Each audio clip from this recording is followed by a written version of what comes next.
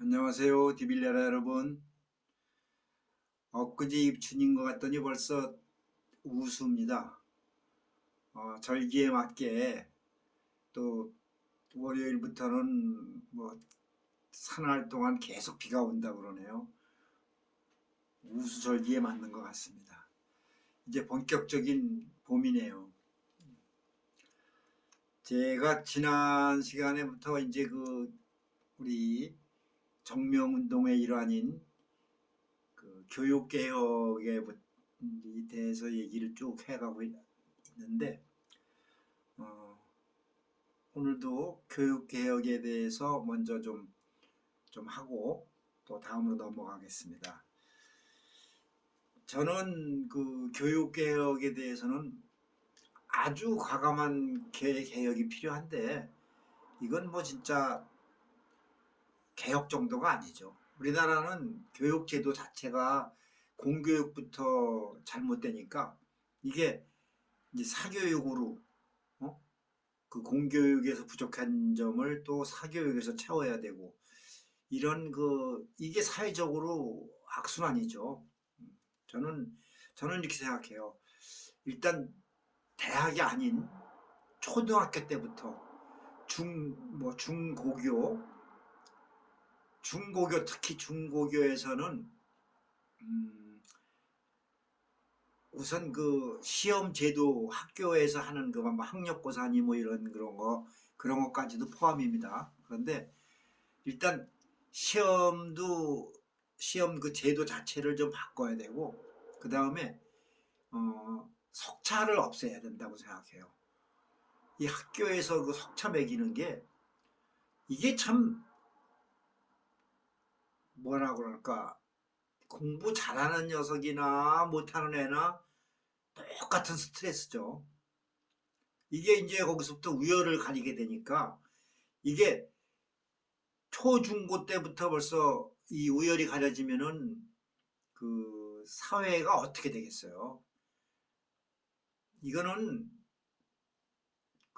무슨 뭐 그 학교 공부 이전에 이거는 사회 전체가 병드는 거기 때문에 이런 걸 바꿔야 돼요. 이게 과감하게 바꿔야 되는데, 이걸 과감하게 할 수 있는 그런 우리나라의 인프라라고 해야 되나?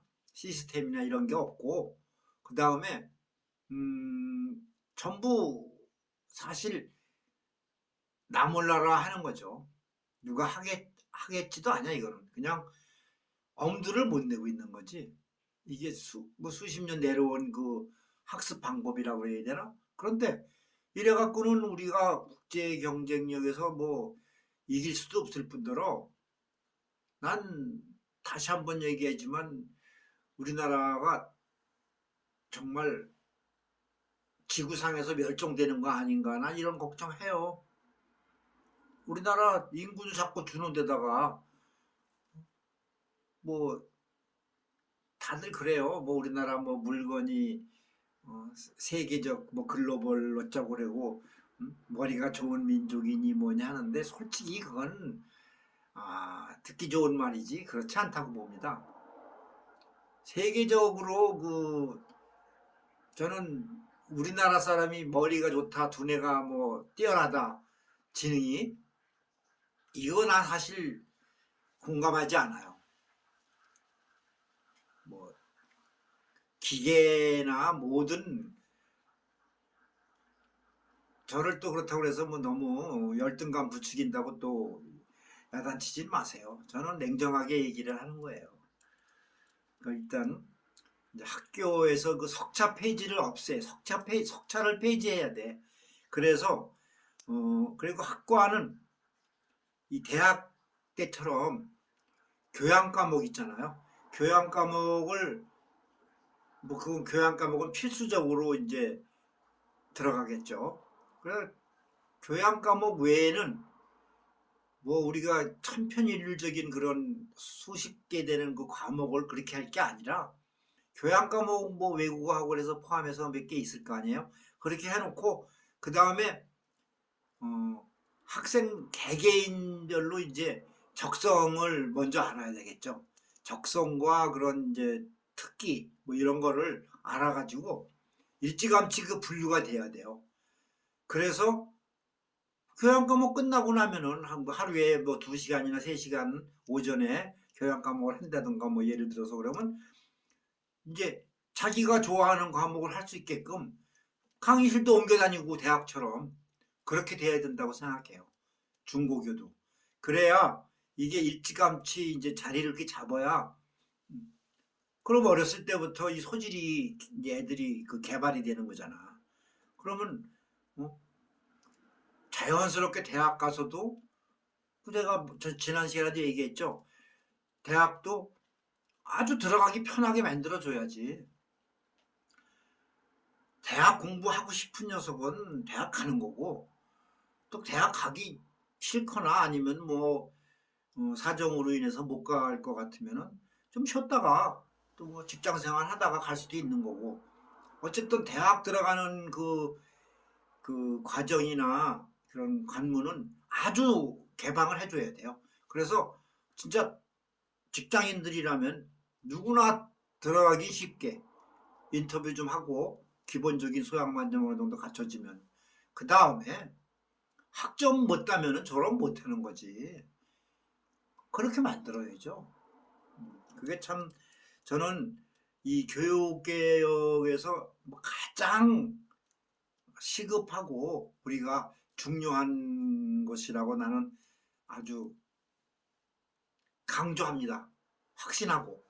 근데 이거를 못하면은 가망성이 없어요. 우리나라.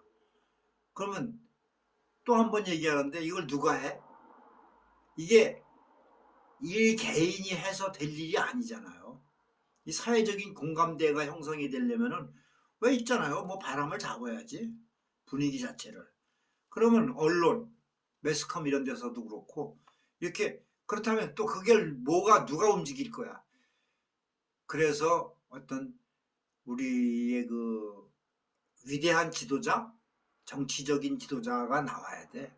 그래서 이런 것을 그 이제 물론 대통령이나 이런 지도자 혼자 될 일은 아니잖아요.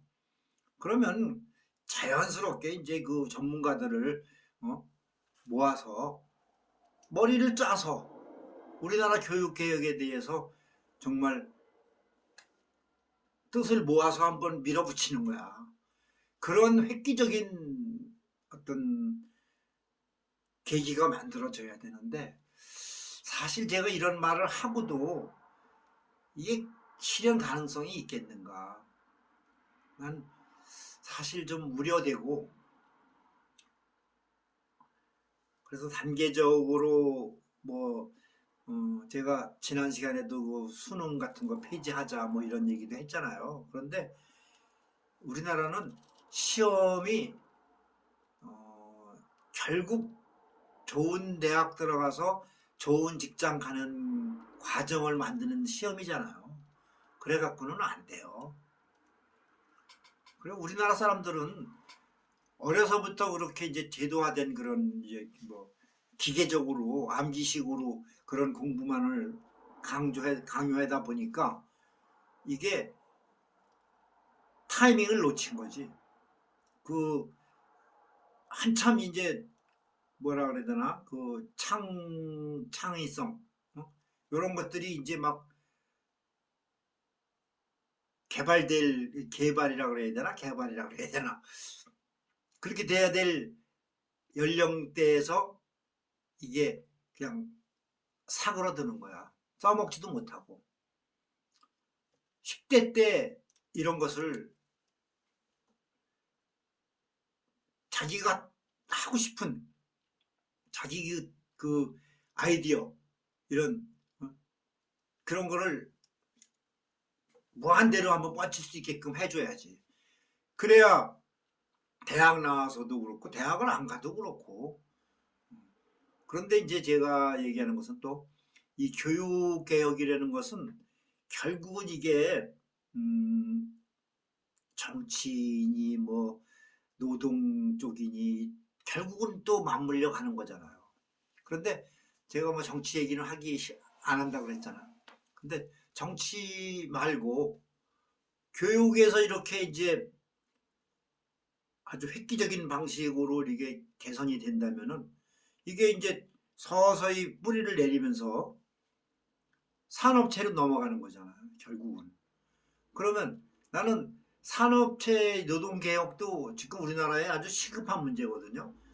뭐 노동 조건이니 뭐 노조니 뭐 이런 그런 거 말고도 근본적으로 우리나라는 이 노동계의 그 기반이 취약해요. 제가 얘기했잖아요. 내가 그 사업하다가 이제 옛날에 망해서 지금 벌써 20년 넘게 이 뭐 속칭 요즘 보통 이런 데서 얘기하는 뭐 노가다라는 거, 그다음에 뭐 공장, 뭐 저 안 해본 거 없거든요. 그런데 그런 데서 그 산업 전선에서 겪는 것이 서비스업도 그렇고 하여튼 모든 게 우리나라는 물론 이거는 이제 노동계 쪽은 뭐 외국도 뭐 크게 다를 바는 없겠지. 그런데 교육계에서 어떤 이런 그 이제 그 계기가 마련이 되면 자연스럽게 이렇게 산업계 쪽으로 옮아가는 거거든. 근데 우리나라는 못된 것만 지금 뭐냐면은 최저시급이라는 거 있잖아요. 최저시급도 그리고 근로기준법 뭐 이런 것들이 내가 이렇게 보면은 근로기준법을 지금 안 지키고 악용하는 업주들도 많아요. 그런데 법을 이용하는 거지 악용하고. 그런데 또 이 갑과 을이 있잖아. 이제 그 이제 고용되는 그런 우리 같은 이제 어, 고용인들 이런 사람들은 또 약자잖아 사회적으로. 그러니까 이게 사실 뭐 근로기준법이 어떠니 따지고 그러기가 쉽지가 않아요 현실이. 그건 뭐 좀 나중에 얘기하기로 하고 나는 노동개혁에 대해서는 또 아주 파격적인 그런 조치가 필요하다고 나는 봐요. 그것도 교육개혁과, 교육개혁과 맞물려 있고 정치력에서 그 큰 힘을 쏟아줘야 되는 거야. 그러면은 나머지는 술술 풀리게 돼 있어. 근데 이게 이제 결국 뭐 꿈으로 끝날 수도 있어요. 내가 헛소리지. 그런데 이제 이 다음 시간에는 제가 노동계 쪽을 한번 얘기를 한번 해볼까 해요. 좀 쉬었다가 할게요.